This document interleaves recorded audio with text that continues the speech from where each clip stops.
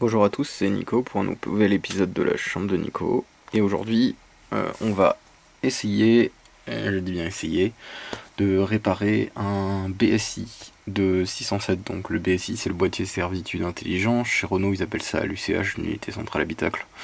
Voilà, ça a d'autres noms chez d'autres constructeurs. En tout cas, chez PSA, ça s'appelle le BSI, et en l'occurrence, sur cette 607, donc le BSI, donc ça c'est le BSI d'honneur, et ça c'est le BSI à réparer, il y aurait un problème qui viendrait d'un relais.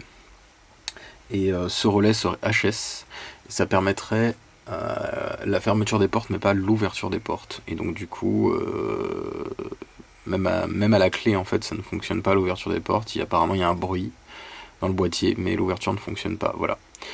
Donc le problème de ces machins, c'est que j'ai regardé, enfin il m'a envoyé, la personne qui m'a envoyé ça m'a envoyé un tuto, en tout cas un mec qui avait fait ça sur un forum une fois, et c'est des couches de ces trois cartes en fait empilées par couche. C'est plutôt assez compliqué à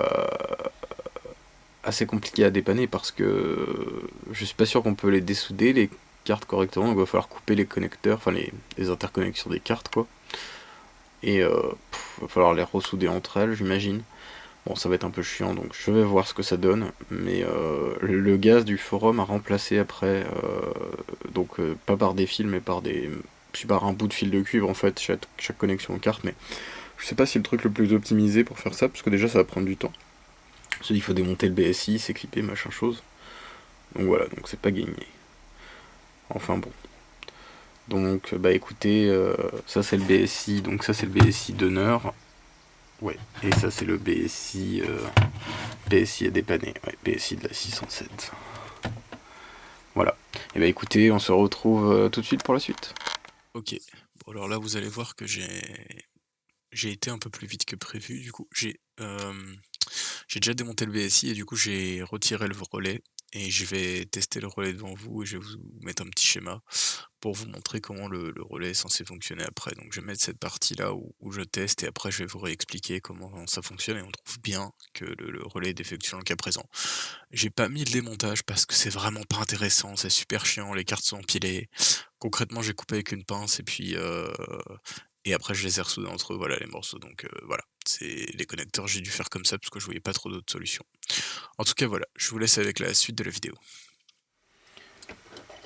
Bon, j'ai démonté le deuxième relais déjà.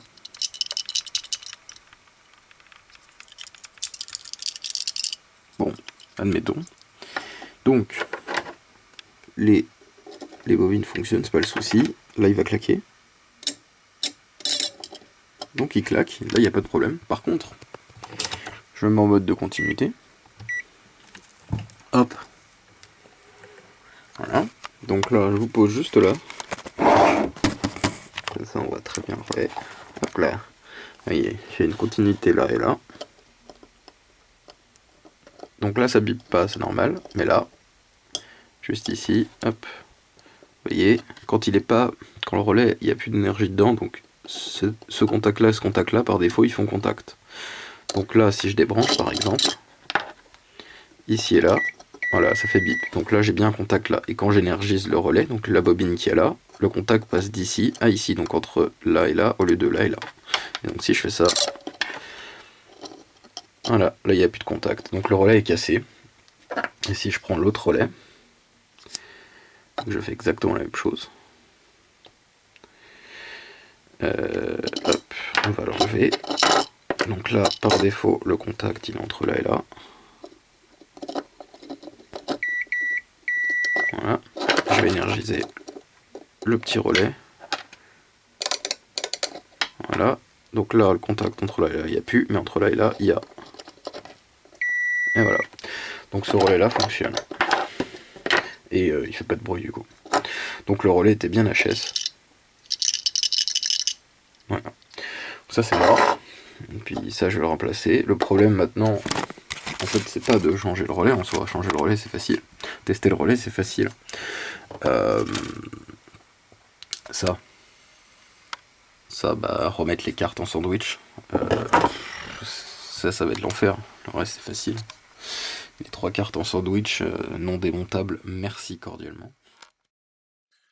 Donc nous sommes ici en présence d'un relais de type, enfin de marque NEC.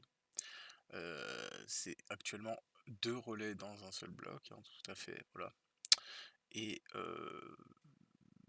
du coup, c'est un EN2B3G3S, voilà. Et donc, je vais vous mettre le schéma à l'écran de comment il fonctionne, et ensuite je vais vous montrer comment tout simplement le tester, voilà.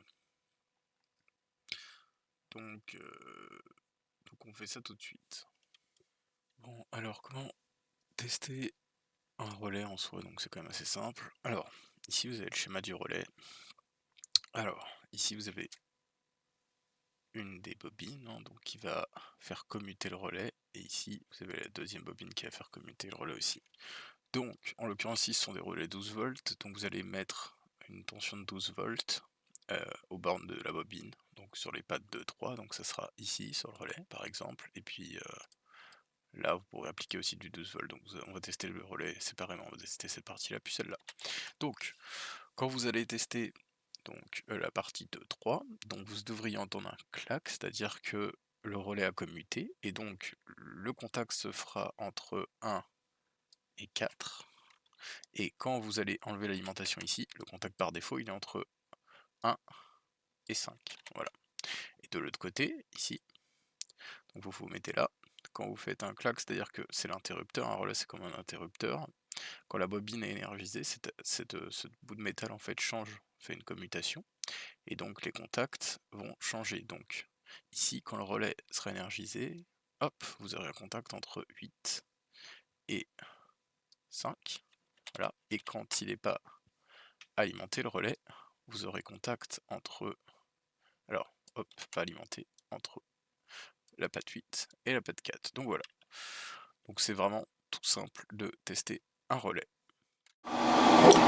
J'ai remplacé le relais. Maintenant il faut remonter le BSI. Bon alors, j'ai pas utilisé la technique du mec sur le forum. Moi j'ai juste ressoudé les pins entre elles. Honnêtement ça devrait largement tenir. C'est plutôt bien fait donc ça devrait aller. Ouais, j'en vois une là où il y a un peu d'étain qui dépasse mais c'est pas grave. Là il y en a juste une où j'ai mis un petit strap mais on le voit pas parce qu'en fait il est à l'intérieur.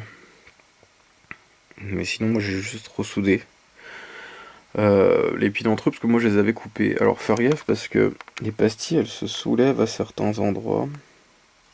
C'est le côté là de la carte, sur la carte relais.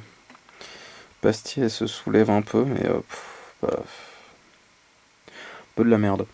Cela étant dit, bon ça doit pas être très grave. Elles font contact des deux côtés, les soudures sont propres partout, il doit y en avoir donc moi je suis pas forcément inquiet quoi. Je veux dire là c'est pas du double couche de ce côté là. Celle-là c'est en double couche mais pas l'autre. Donc bon, ça devrait aller quoi. Reste plus qu'à remonter tout ça et puis moi je peux pas le tester mais la personne va le tester. Normalement le problème de centralisation devrait être résolu. Voilà, j'ai refait le sandwich BSI. Bon, tout ce qu'on peut dire c'est que automobile Peugeot c'est de la grosse merguez, alors ça voilà. Qui a eu cette idée là, je ne sais pas, c'est nul, mais bon voilà. Bon alors là, vu l'épaisseur des soudures que j'ai faites et comment je les ai refaites propres, là franchement ça devrait tenir sans souci. La dernière carte, elle est facile à mettre et à enlever, mais celle-là, impossible de les enlever correctement propres, donc j'étais obligé de les couper. Voilà. Écoutez, on va remonter et puis je vais vous montrer le résultat final. Bon, voilà le BSI remonté. Le relais coupable, il est là. Et puis bah, il faut juste espérer que ça fonctionne. J'ai fait attention aux soudures, j'espère que ça va tenir, ça devrait. Mais voilà, c'est pas aussi solide qu'à l'origine, quand même. Remplacer tous les trucs, enfin, c'est un boulot qui est infaisable en fait. Et puis vu que les pastilles elles se soulèvent déjà, j'ai préféré faire comme ça. Je pense que c'est plus intelligent. Voilà. Et bien, écoutez, on se retrouve dans une prochaine vidéo.